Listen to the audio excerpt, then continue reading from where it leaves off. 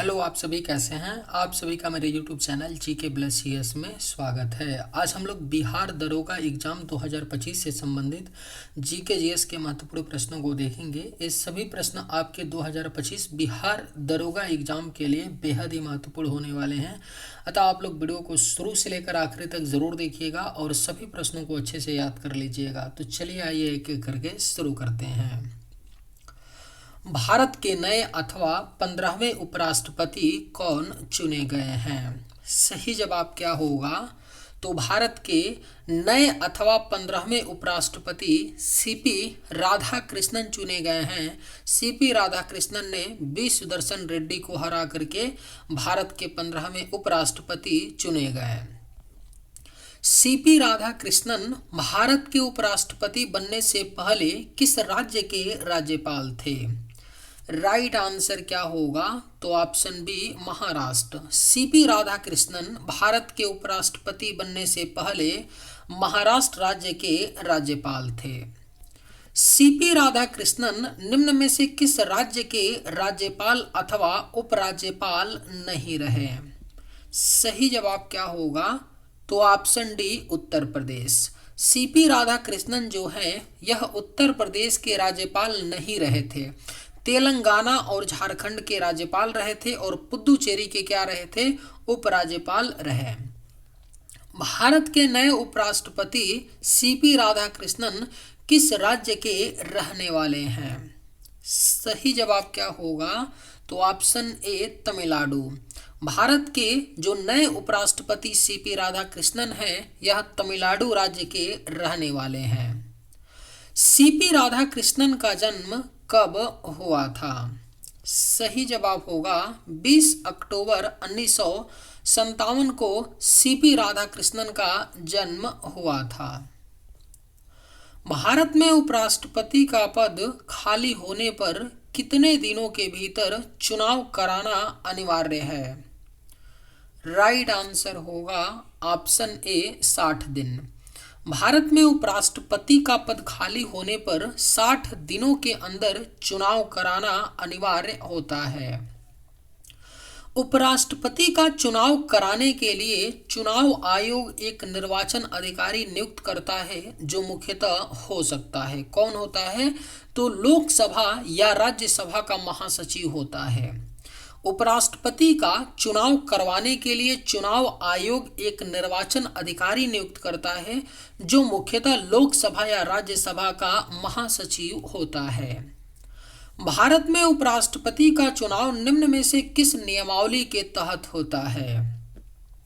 Right answer होगा उपराष्ट्रपति चुनाव नियमावली 1974 के तहत होता है भारत में उपराष्ट्रपति का चुनाव। सही जवाब ऑप्शन बी। भारत में किसका चुनाव किसी पार्टी के चुनाव चिन्ह पर नहीं लड़ा जाता? बेहद ही महत्वपूर्ण प्रश्न है। भारत में किसका चुनाव किसी पार्टी के चुनाव चिन्ह पर नहीं लड़ा जाता? तो राष्ट्रपति और उपराष्ट्रपति। भारत में केवल राष्ट्रपति और उपराष्ट्रपति का जो चुनाव है किसी पार्टी के चुनाव चिन्ह पर नहीं लड़ा जाता। उपराष्ट्रपति पद के लिए वोटिंग मतदान गुप्त तरीके से डैश के जरिए होता है। किसके जरिए होता है? तो एसटीवीएस के जरिए होता है। उपराष्ट्रपति पद के लिए वोटिंग मतदान गुप्त तरीके से एसटीवीएस के जरिए होता है। एसटीवीएस का फुल फॉर्म क्या होता है? Single transferable vote system. उपराष्ट्रपति चुनाव में किसी उम्मीदवार को कुल वैध मतों के डैश से भी कम वोट मिलते हैं तो उसकी 15,000 रुपये की प्रतिभूति राशि को जब्त कर लिया जाता है। कितना वोट मिलता है? तो 1/6। यदि उपराष्ट्रपति चुनाव में किसी उम्मीदवार को कुल वैध मतों के 1/6 से भी कम वोट मिलते हैं तो उसकी 15,000 रुपये की जो प्रतिभूति राशि होती है उसको जब्त कर लिया जाता है। याद रखिएगा, 1/6 से भी कम वोट मिलने पर। भारत के उपराष्ट्रपति को रहने के लिए सरकारी आवास के रूप में किस प्रकार का बंगला अलाट किया जाता है? तो याद रखिएगा, टाइप 8 प्रकार का बंगला अलॉट किया जाता है। टाइप 8 प्रकार का जो भारत सरकार का जो आवास होता है वह क्या होता है, राष्ट्रपति हो गए, आपके जो बड़े बड़े जो सेक्रेटरीज होते हैं सेंट्रल गवर्नमेंट में, उनको ये अलॉट किया जाता है टाइप 8 प्रकार का बंगला, जो उपराष्ट्रपति को भी मिलता है। याद रखिएगा, टाइप 8 प्रकार का बंगला। भारत के 15वें उपराष्ट्रपति के लिए इंडिया महागठबंधन ने किससे उम्मीदवार घोषित किया था? तो किसे बनाया था? बी सुदर्शन रेड्डी को। भारत के 15वें उपराष्ट्रपति के लिए इंडिया महागठबंधन यानी अपोजिशन ने किसे उम्मीदवार घोषित किया था? तो बी सुदर्शन रेड्डी को उम्मीदवार घोषित किया था। भारत की पहली महिला उपराष्ट्रपति कौन थी? सही जवाब हो जाएगा ऑप्शन डी, कोई नहीं। अब तक भारत की कोई भी महिला उपराष्ट्रपति नहीं रही है। याद रखिएगा, आज़ादी से लेकर के अब तक भारत के दूसरे सर्वोच्च पद यानी उपराष्ट्रपति के पद पर कोई भी महिला नहीं बैठी है। तो याद रखिएगा, कोई भी महिला नहीं है भारत की पहली महिला उपराष्ट्रपति। अगर राष्ट्रपति पूछता कि भारत की पहली महिला राष्ट्रपति कौन थी, तब प्रतिभा पाटिल होता। अगर पूछता कि भारत की प्रथम महिला प्रधानमंत्री कौन थी, तब हो जाता इंदिरा गांधी। लेकिन अगर उपराष्ट्रपति पूछा जा रहा है तो अब तक कोई भी महिला भारत के उपराष्ट्रपति नहीं रहे। 21 जुलाई 2025 को भारत के उपराष्ट्रपति पद से किसने इस्तीफा दिया? अगर आप लोगों को ये वीडियो पसंद आए तो एक लाइक ज़रूर कीजिएगा, और अगर आप लोग इस चैनल पर नए होंगे तो सब्सक्राइब भी कर लीजिएगा, ताकि इसी तरह का वीडियो सबसे पहले आप तक पहुंचता रहे। 21 जुलाई 2025 को भारत के उपराष्ट्रपति पद से किसने इस्तीफा दिया था? तो याद रखिएगा, जगदीप धनखड़ ने इस्तीफा दिया था भारत के उपराष्ट्रपति पद से 21 जुलाई 2025 को। भारत का उपराष्ट्रपति किस अनुच्छेद के तहत इस्तीफा दे सकता है? जैसे जगदीप धनखड़ ने 21 जुलाई को स्वास्थ्य कार्डों का हवाला देकर के उपराष्ट्रपति पद से इस्तीफा दिया है ना, तो भारत का जो उपराष्ट्रपति होता है किस अनुच्छेद के तहत इस्तीफा दे सकता है? तो याद रखिएगा, महत्वपूर्ण प्रश्न है, अनुच्छेद 67 का, अनुच्छेद 67 क के तहत जो है भारत का उपराष्ट्रपति इस्तीफा दे सकता है। जगदीप धनखड़ भारत के कौन से उपराष्ट्रपति थे? किस नंबर के उपराष्ट्रपति जगदीप धनखड़ जी थे? तो भारत के 14वें उपराष्ट्रपति जो थे यह जगदीप धनखड़ थे। जगदीप धनखड़ भारत के उपराष्ट्रपति बनने से पहले किस राज्य के राज्यपाल थे? राइट आंसर होगा ऑप्शन ए, पश्चिम बंगाल। जगदीप धनखड़ भारत के उपराष्ट्रपति बनने से पहले पश्चिम बंगाल के राज्यपाल थे। भारत के उपराष्ट्रपति पद से इस्तीफा देने वाले पहले व्यक्ति कौन थे?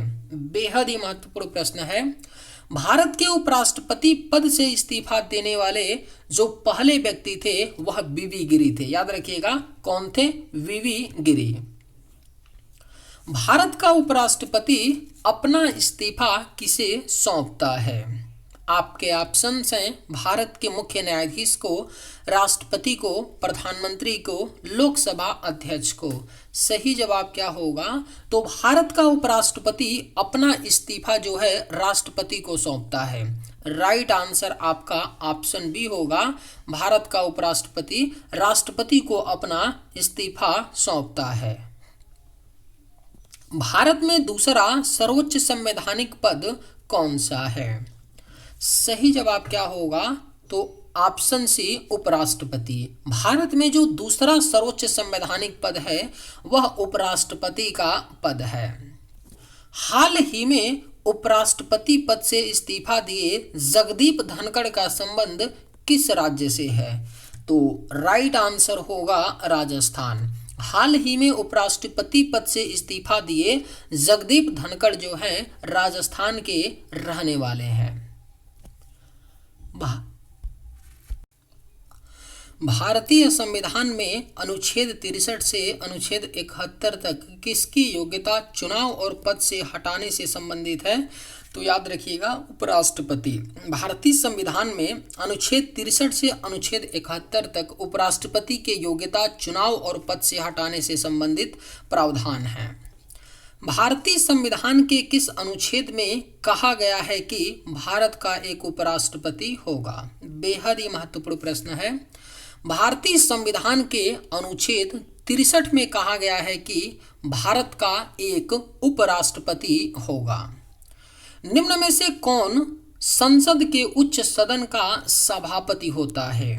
राइट आंसर क्या होगा? तो ऑप्शन डी, उपराष्ट्रपति। संसद के उच्च सदन यानी राज्यसभा का जो पदेन सभापति होता है वह उपराष्ट्रपति होता है। भारतीय संविधान के किस अनुच्छेद के तहत भारत का उपराष्ट्रपति राज्यसभा का पदेन सभापति होता है? राइट आंसर होगा अनुच्छेद 64। भारतीय संविधान के अनुच्छेद 64 के तहत भारत का उपराष्ट्रपति जो है राज्यसभा का पदेन सभापति होता है। भारत में उपराष्ट्रपति का कार्यकाल कितने वर्षों का होता है? सही जवाब क्या होगा? तो भारत में उपराष्ट्रपति का जो कार्यकाल होता है वह 5 वर्षों का होता है। भारतीय संविधान का कौन सा अनुच्छेद राष्ट्रपति और उपराष्ट्रपति के चुनाव से संबंधित है? तो कौन सा अनुच्छेद है? अनुच्छेद 71 है। भारतीय संविधान का अनुच्छेद 71 राष्ट्रपति और उपराष्ट्रपति के चुनाव से संबंधित है।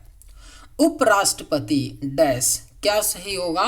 उपराष्ट्रपति जो है संसद सदस्य नहीं होता है। याद रखिएगा, उपराष्ट्रपति किसी भी सदन का सदस्य नहीं होता है, लेकिन उपराष्ट्रपति के अंदर संसद के सदस्य बनने की योग्यताएं होनी चाहिए।